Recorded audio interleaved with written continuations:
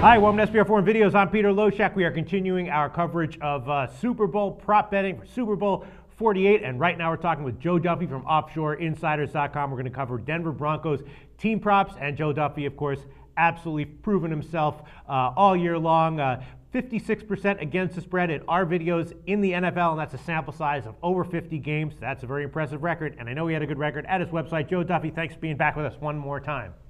Thank you, Peter. And yeah, we were talking about college basketball. It's been very good lately there, too. Really? All right, so give a plug for your whole entire website before we get into analysis of Denver Broncos team props. Yeah, as we actually follow this report, for those people who just want to know what we've done lately, we've hit 8 out of our last 9 plays in basketball. Been a great football season. Joe Duffy's picks, anchor of OffshoreInsiders.com. Okay, awesome. Denver Broncos team props. You know, this is all about, Peyton Manning against Seattle's defense, and then, Seattle's defense that has looked a little bit better recently. They stopped Tom Brady against, whatever Seattle's going to bring with Marshawn Lynch and Russell Wilson. Out of all the Denver Broncos team props that you've seen, which ones caught your eye as maybe having some value? Yeah, well, you've probably heard a lot of talk about Richard Sherman, but I think his mouth has overshadowed the fact that he is legitimately a tremendous cover man. Sure. And in the game against San Francisco, the overlooked fact was that is the first time they threw his way when he deflected the ball and it led to the interception.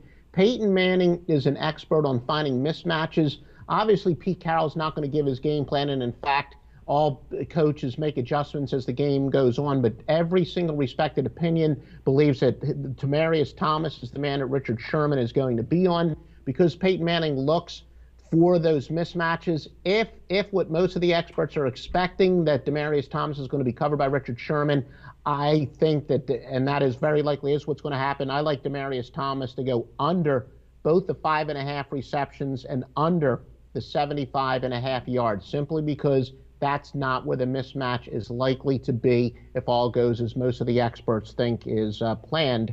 But conversely, because of Seattle's, they have that heck of a defense, I believe a big part of Denver's game plan is going to be to try those quick screens, the short passes, the safety valve. Therefore, Jacob Tamme, receptions over 1.5.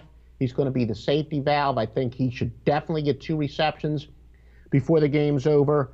Likewise, Wesley Welker, a great bubble screen guy, a guy who's great yards after catch. I think they're going to use him early and probably even late, but especially early to try to open up the offense. So I like him over the 5.5 receptions. And at the end of the day, no matter how good Seattle's defense is, look, they can stop the run, they can stop the pass. Denver's going to put their fate in the arms of Peyton Manning. I do like him to complete over 27.5 passes. They may not all be down deep. I think he's going to throw a lot more short, quick passes, high percentage passes than he normally does. So there's a few that jump out.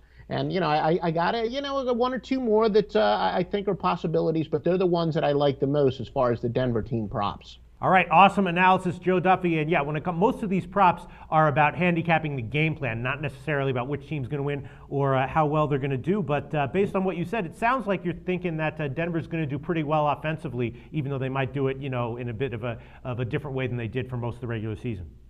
Well, I definitely think they will be aggressive, and I believe that they're definitely going to throw downfield a little bit less early to try to open it up. So as far as the total number of receptions and the total number of plays, I do think they will do well there. Now, whether or not they'll lead to points, that's another story altogether. And leading to points is the key. So that sort of translates into 2 props. I want to get your take on this. It's basically touchdown props. Total number of touchdowns scored by the Broncos. Right now it's at Pinnacle 2.5. The over is -134. The under is +115. In the regular season, of course, the Broncos scored 3 or more touchdowns, 15 out of 16 regular season games. In the playoffs, though, they only did it 1 out of their 2 games. They were held under 2 to under 2.5 touchdowns in one of their playoff games. So what do you think? You think they're going to be able to convert red zone appearances and everything into touchdowns this game?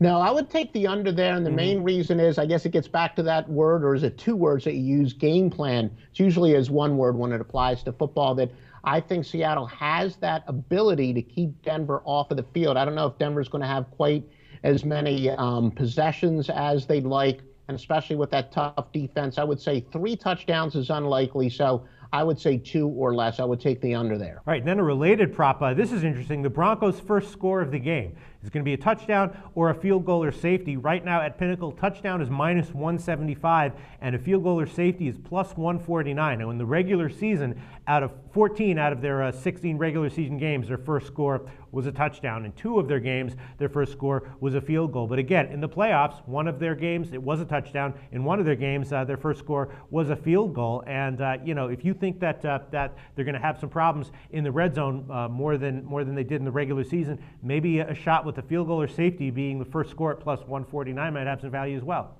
No, I agree. And teams, I think it's probably overstated. One of the things that you're going to hear this week in the Super Bowl hype is I think it's really important whichever team scores first. But yeah, I think you'll see that a lot in the Super Bowls where teams, they just want to get on the board first to take some of the pressure off, and they'd be more likely to go for a field goal. Now, on one hand, some people might say, well, it's a lot easier to kick a field goal in Denver where the air is thinner, but it's also easier to throw the ball downfield in Denver where the air is thinner. So I think against a very tough Seattle defense, Denver would want to just get on the board first rather than go for it maybe on a 4th down and short. So I would say that a field goal as an underdog is, or a safety, of course, the safety would be a big bonus, but a field goal over a touchdown would be a very hot underdog. All right, well, we've been talking all about, the Broncos offense, and obviously that's what most people are focused on here, but, the Broncos defense, what do you think we can expect for them? They did seem to turn it around a bit against the Pats. As I said, the sacks prop for the Broncos is 2.5 right now at Pinnacle. The over is minus 120.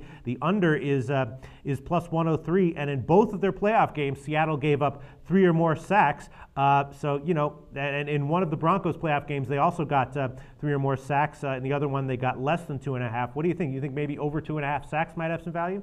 Yeah, I would take the over simply because I think that Denver, they're going to try to get aggressive.